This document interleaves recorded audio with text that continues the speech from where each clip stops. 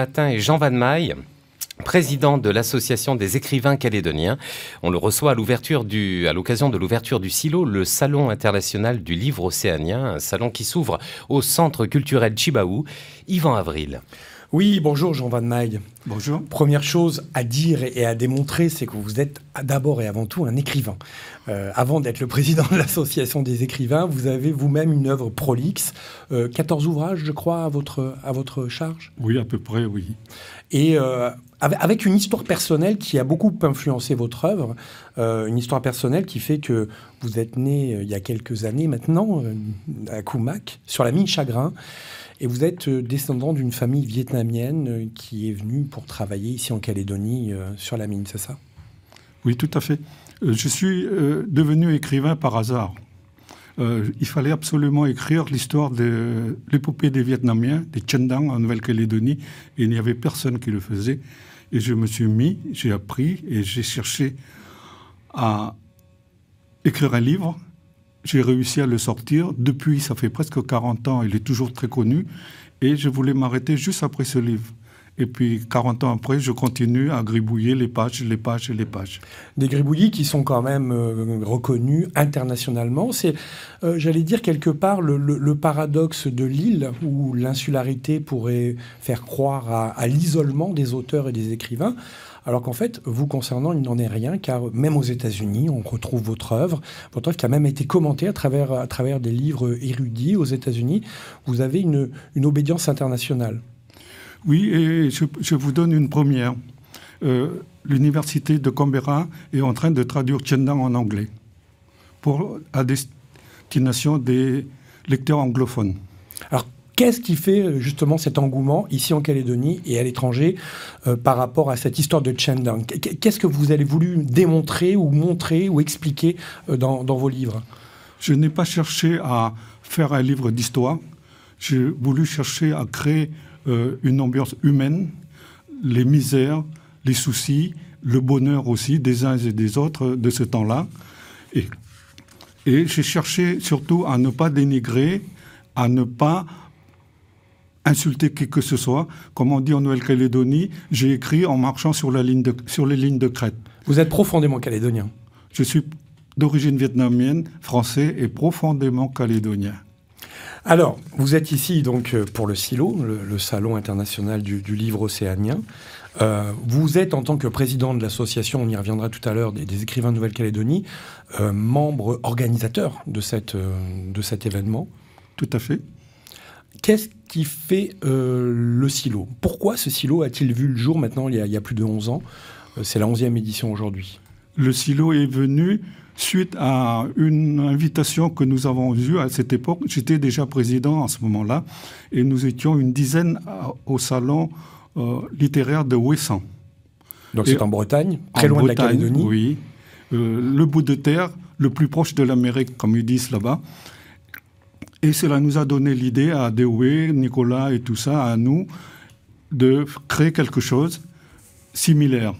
Et c'est la raison pour laquelle, un an après, était monté à Pointe-Dimier le premier salon océanien, des livres océaniens. Aujourd'hui, le salon, le SILO, est organisé alternativement entre Pointe-Dimier et Nouméa, c'est ça? Normalement, oui. Mais actuellement, là, il est concentré surtout au centre Tjibaou. Et j'invite la population à venir voir. Il y a énormément de choses, de belles choses. Et cette fois-ci, exceptionnellement, 40 écrivains calédoniens, auteurs, sont invités à lire leurs œuvres le soir à partir de 17h et c'est très intéressant. Alors il y aura comme ça des événements et des rencontres que l'on pourra vivre durant ces 3 jours.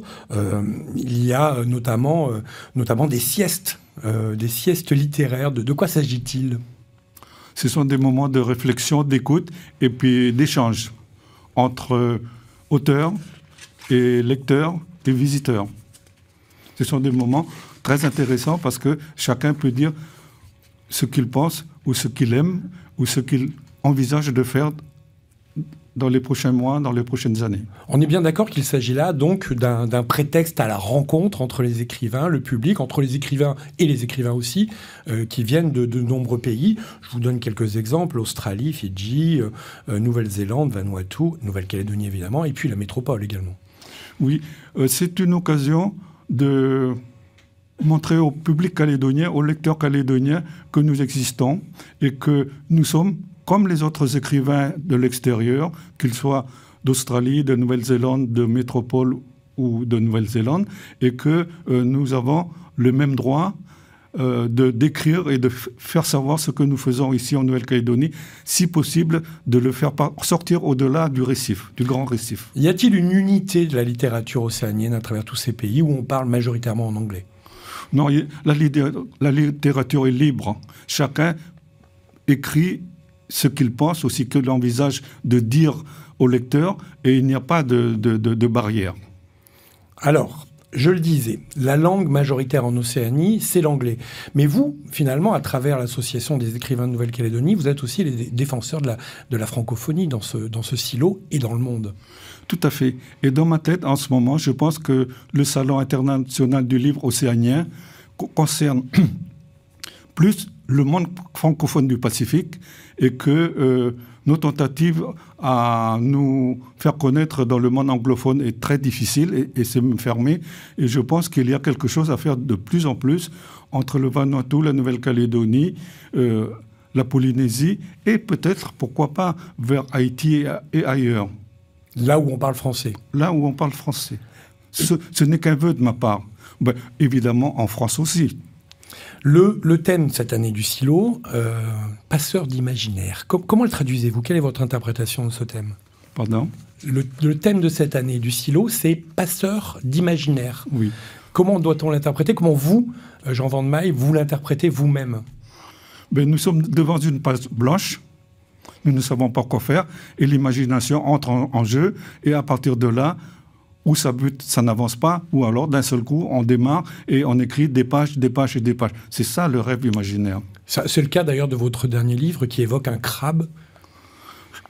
Tout à fait. Le crabe de cocotier s'appelle Neko et c'est de l'imaginaire parce que c'est la motivation qu'un être puisse avoir pour pouvoir se dépasser et atteindre des objectifs que normalement qu'il considérait comme impossible. Eh bien, selon la persévérance, la volonté et le désir de réussir, ce crabe de cocotier qui peut être vous, qui pourrait être vous, Bruno ou moi-même, a réussi à faire ce que les autres n'ont pas pu faire. Et c'est ça le désir de la perfection d'un être humain. L'association des écrivains de Nouvelle-Calédonie, une association qui regroupe une trentaine d'écrivains, c'est ça? Trentaine d'écrivains pour le moment. Alors, première chose, on en reparlera tout à l'heure en deuxième partie également, mais il y a un nombre d'écrivains en Calédonie rapporté à la population qui est quand même surprenant. 30 dans l'association, mais ils ne sont pas tous là. Vous disiez tout à l'heure qu'au silo, 40 écrivains calédoniens allaient venir. Comment explique-t-on ça, qu'il y ait autant qu'il y ait une prolixité Je me suis rendu compte que la Nouvelle-Calédonie possède un vivier d'auteurs extraordinaires. Et ils sont de bonne qualité. Malheureusement, nous n'avons pas de service de diffusion comme des éditeurs tels que le Vent des Îles en Polynésie.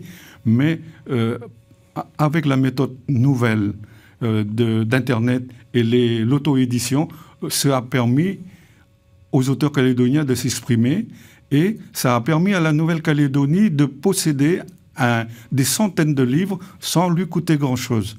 La Nouvelle-Calédonie bénéficie des sacrifices et des efforts de leurs auteurs sans avoir à débourser beaucoup. Je souhaiterais qu'elle s'occupe un peu plus de nous. Merci Jean Van Maille. On vous retrouve tout à l'heure à 7h06. Voilà pour la deuxième partie avec les questions des auditrices et des auditeurs, bien sûr, au 258. 258, on vous attend, on compte sur vous, mesdames et messieurs. Quelques messages et puis un nouveau point sur l'actualité. L'invité de la matinale sur La Première. C'est le président de l'Association des écrivains calédoniens, Jean Van Maille, qui est avec nous ce matin à l'occasion de l'ouverture du SILO, le Salon international du livre océanien. C'est au Centre culturel Chibaou. Nous attendons vos questions, 258, et s'il vous plaît, n'attendez pas le dernier moment pour nous appeler. Yvan Avril.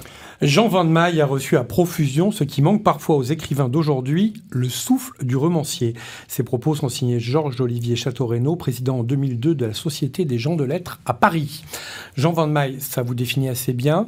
Quelque chose qui vous définit peut-être encore mieux, c'est l'histoire de votre famille, cette histoire de la communauté vietnamienne ici en Calédonie. Un pays, la Nouvelle-Calédonie, qui est un pays de communautés, des communautés qui vivent ensemble. Et d'ailleurs, on le retrouve, ces communautés, d'une manière tout à fait libre, dans l'association des écrivains de Nouvelle-Calédonie, où toutes les communautés, finalement, sont représentées. Tout à fait.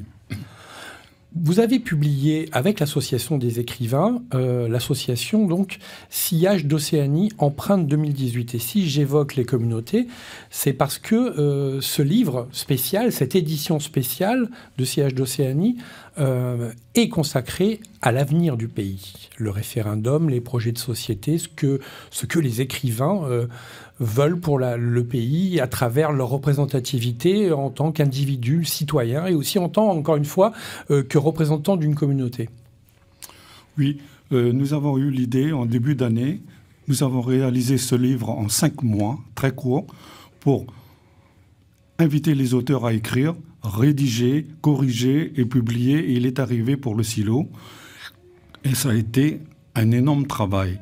L'idée première, c'est de permettre à la population calédonienne non politique, aux citoyens de Nouvelle-Calédonie, de toutes origines, de pouvoir s'exprimer. Les auteurs, les personnalités locales, les représentants aussi des différentes ethnies du territoire, de dire ce qu'ils ont envie de dire à la population, aux décideurs, de ce qu'eux, au fond d'eux-mêmes, souhaitent vraiment pour la Nouvelle-Calédonie.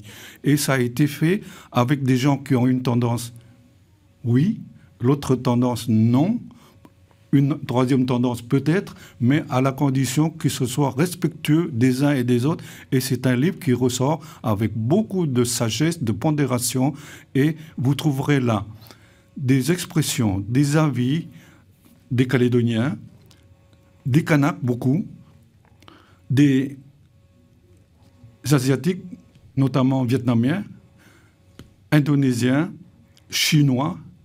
La communauté chinoise, c'est la première fois que les Asiatiques s'expriment, et il faut vraiment découvrir ce qu'ils ont envie de dire, ce qu'ils ont dit. Et parmi ces auteurs, 2 sont de votre respectable maison aussi. Oui, de Nouvelle-Calédonie, la première. Vous pouvez les citer. Hein. Alors, il s'agit d'Alexandre Rosada et de Tim Samek. Et l'idée première qui était venue en fin décembre 2018 était une idée de quelqu'un de chez vous. Il dit, il faudrait que les écrivains écrivent quelque chose et il faut que ce soit sur le référendum et qu'on partage notre idée, nos idées avec la population. Cette personne s'appelle Alexandre Rosada. Merci Alexandre. C'est une œuvre collective donc, de l'Association des écrivains de Nouvelle-Calédonie. Je rappelle le titre, Sillage d'Océanie, Empreinte 2018. Si vous avez une question à poser à notre invité, composez s'il vous plaît le 258-258. C'est la 11e édition du Salon international du livre océanien. Qu'est-ce que le silo Jean Van Meij a apporté à la littérature calédonienne ? Ça nous a permis d'abord de découvrir les auteurs extérieurs, de grands auteurs. Ça nous a rassurés aussi sur notre production locale. Finalement, nous n'avons pas à rougir. Le seul problème, c'est que nous ne pouvons pas exporter nos écrits.